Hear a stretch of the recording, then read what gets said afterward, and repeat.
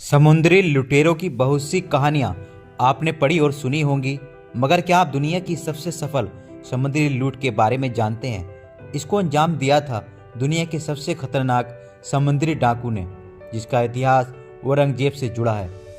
सबसे सेक्सफुल लूट का ये किस्सा जुड़ा है दुनिया के सबसे खतरनाक समुद्री लुटेरों में से एक हेनरी एवरी से। ये एक शातिर समुद्री डाकू था जिसे ना तो कोई गिरफ्तार कर पाया और ना ही मार सका। इसने सन 1696 तक मध्य अटलांटिक और भारतीय महासागरों में खूब लूटपाट की थी। कहते हैं दोस्तों कि ये कभी रॉयल नेवी का क्रू मेंबर हुआ करता था, जिसके बाद में बगावत कर नेवी के जहाज पर कब्जा कर लिया था। खुद को समुद्री लुटेरा घोषित करने के बाद हेनरी ने कई समुद्री जहाज़ों को लूटा। इन जहाज़ों से जाबाज लड़कों की फौज भी बनाई जो लूटपाट में उसके काम आता। इसी बीच हेनरी को पता चला कि लाल सागर से मुगल बादशाह औरंगजेब का एक समुद्री जहाज़ों का बेड़ा खजाने के साथ भारत की ओर जाएगा।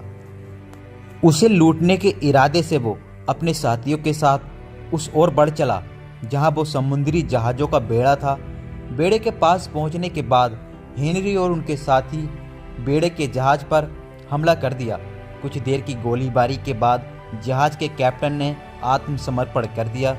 7 सितंबर 1695 को उन्होंने इसी बेड़े में मौजूद मुगल के जहाज़ गंजे सवई पर हमला कर दिया। इसमें दर्जनों तोप और करीब 400 राइफलमैन थे, लेकिन हेनरी ने फिर भी कदम पीछे नहीं हटाए। लेकिन उसने निडर होकर जुआ खेला और गंजे सवई पर ज़बरदस्त हमला किया।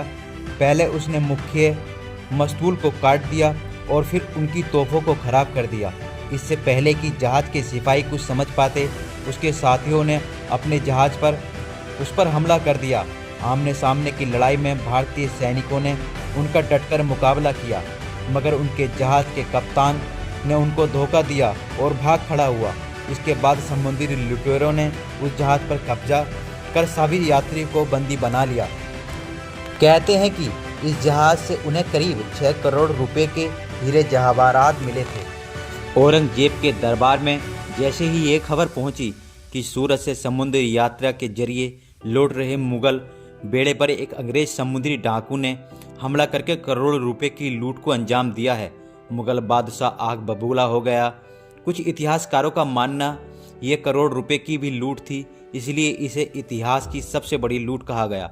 लूट की बात सुनते ही औरंगजेब ने ब्रिटिश ईस्ट इंडिया पर शिकंजा कसा और लुटेरों पर इनाम की घोषणा की। औरंगजेब ने फरमान जारी किया और मुगल सेना को आदेश दिया कि लुटेरों को गिरफ्तार किया जाए।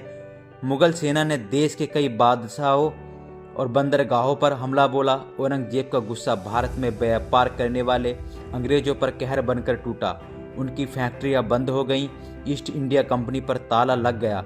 औरंगजेब के सामने अंग्रेजों की परेड निकाली गई। डरे सहमे अंग्रेजों ने औरंगजेब का गुस्सा शांत करने की कोशिश शुरू की। अंग्रेजों ने औरंगजेब से वादा किया कि वो उनके नुकसान की भरपाई करेंगे और उस शख्स को आपके हवाले करेंगे जिसने डकैती को अंजाम दिया। इसके बाद शुरू हुई अपराधी की तलाश। अंग्रेजों ने उस लुटेरे का नाम ढूंढ निकाला। उसका नाम था हेनरी एवरी। हेनरी एक समुद्री लुटेरा था। उसने लूट की कई घटनाओं को अंजाम दिया था, लेकिन रिकॉर्ड में उसके कई नाम दर्ज हुए। कहते हैं दोस्तों, इंग्लैंड के प्लाउमाउथ में पैदा हुए हेनरी ने रॉयल नेवी शिप पर नाविक के तौर पर कैरियर शुरू किया। बाद में उसने स्पेन के एक व्यापारिक जहाज चार्ल्स द्वितीय पर नौकरी करना शुरू कर दी।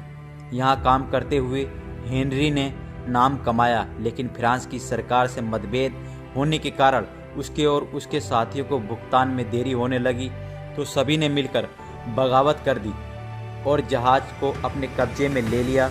हेनरी ने खुद को जहाज़ का कप्तान घोषित कर दिया। हेनरी ने जहाज़ का नाम बदलकर फैंसी कर दिया और समुद्री लुटेरा बन गया।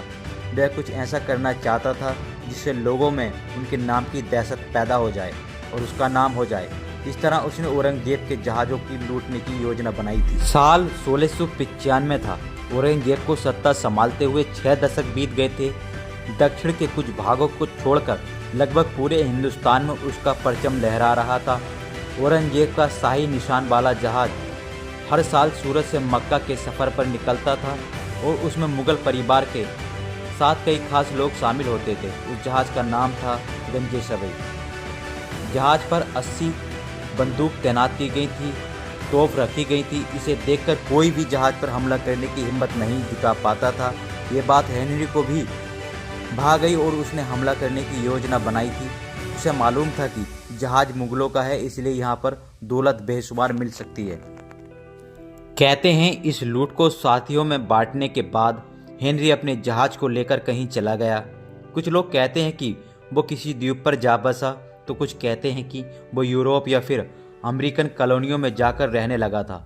इस लूट के बाद मुग़ल बादशाह औरंगजेब, ब्रिटिश नेवी सैनिकों ने उसकी खूब तलाश की थी। उस पर जिंदा या मुर्दा पकड़ने पर भारी इनाम रखा था, लेकिन सब व्यर्थ हो गया। हेनरी कभी किसी के हाथ नहीं आया। उसका क्या हुआ, वो कहाँ छुपा बैठा है या कहाँ छुपा बैठा था, ये गुत्थी आज तक सुलझ नहीं पाई है।